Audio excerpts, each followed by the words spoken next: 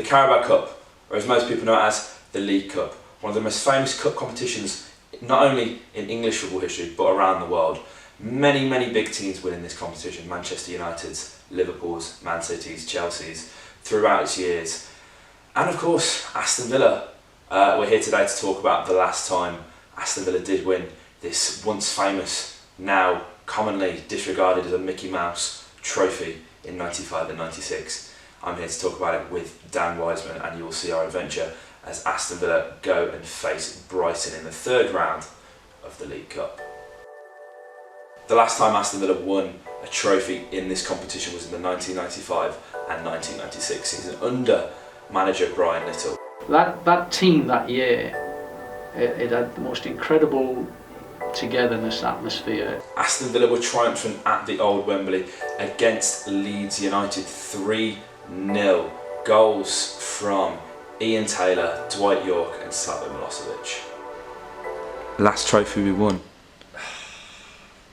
It was all kind of going really well, and I was going, wow, this is a really good story, I'm learning all about this, and then it's a shame, but maybe this is the end, mate. You don't know. Last year in the League Cup, furthest we got was the second round. Exit to the mighty Brighton Albion, a 1-0 loss at the Pirelli. Notable moment from that, Albert Adona's penalty miss. Yeah, that as soon as you said that game, that was what came to mind, and all the trauma that came with it. To be honest with you, I remember that game as being the final point where I had enough of Bruce. I was like, yeah, enough is enough now, and I don't think it was long after that where they had the infamous Preston game, and then the rest is history, so to speak. I remember a lad I went to secondary school with was playing left back for Burton.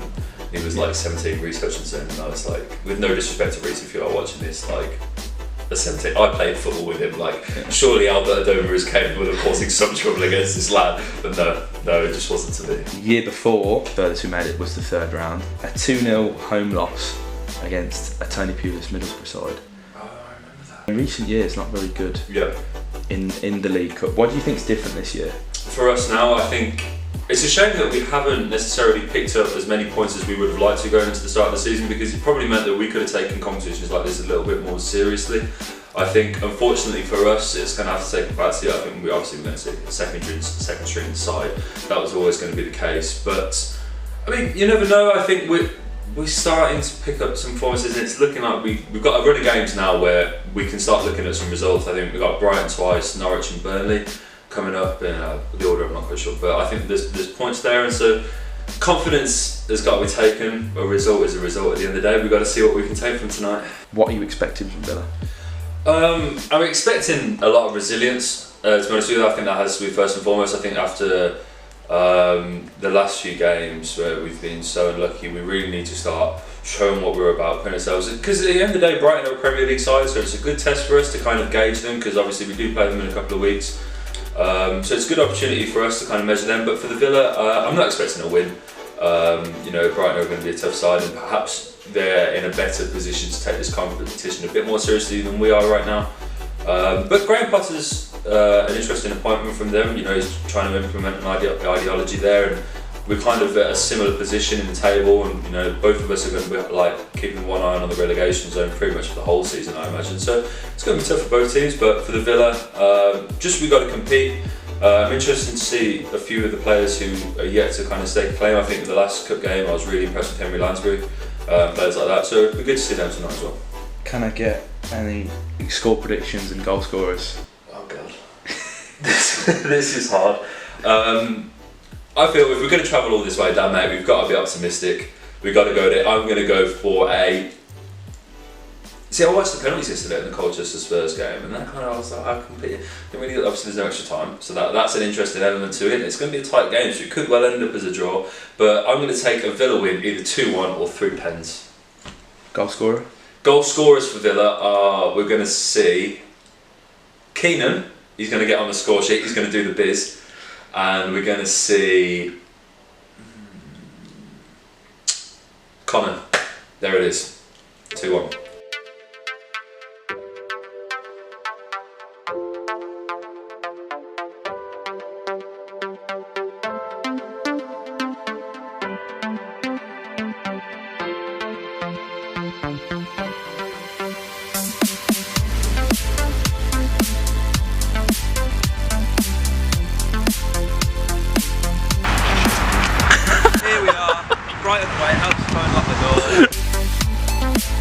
So we're en route to Brighton.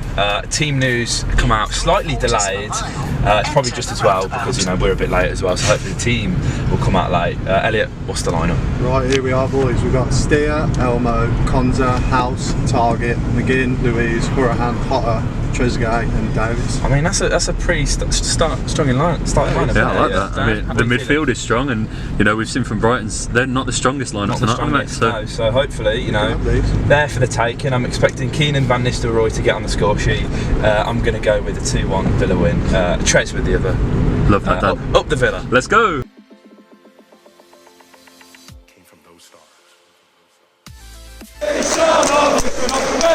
The pride of Birmingham, we shall not be moved.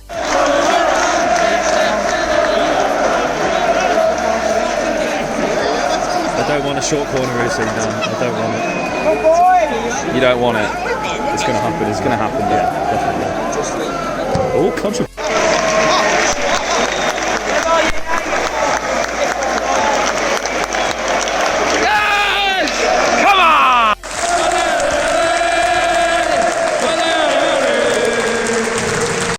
Dan, Yes, are we going to win it this year? Well, the Carabao Cup is effectively ours now. I think there's no real point in doing the draw later tonight because after performances like that, in a really tough environment, it was really hard to go and play at the AMEX tonight. I thought the atmosphere was electric. You know, a lot is said of Galatasaray and that welcome to hell thing, but the reception the boys had just got at the AMEX was nothing sort of terrifying.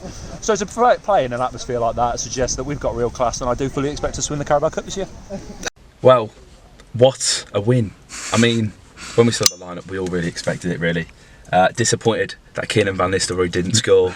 Honestly, I expected a lot from him. Good overall performance though, I mean, an assist. Conor Hurahan scoring again, continuing to prove me wrong. Trezeguet. You know it, mate. I mean, you know it. Dan's been there from the start if you listen to the podcast. The founding member and the only member of the Conor Hurahan fan club by the look of Villa Quite Twitter. literally the only member. Trezeguet, very good performance. You know, I think great performance all round. I mean, there were times where the defence sort of switched off a bit. I think Konza and Horse were just a bit lax, but I mean, we got away with it because we essentially played against an academy side in Brighton.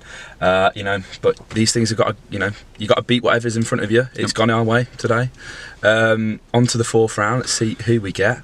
Any preferences in the draw? Rochdale. Rochdale, yeah, that'd be nice. I think we've all agreed we'd like Rochdale away. Good. Good one for us. You know, we've only driven the 270 miles for this one from Manchester. So We've got to get that in the video somewhere, haven't we, really? Yeah, we've got to flex that. So, I mean, great performance. On to the weekend against Burnley at home. Let's do it. Up the Villa. And there we have it. Our adventure in the League Cup continues in the fourth round with a home tie against Wolverhampton Wanderers. A very, very good tie for the Villa, obviously, going into this one.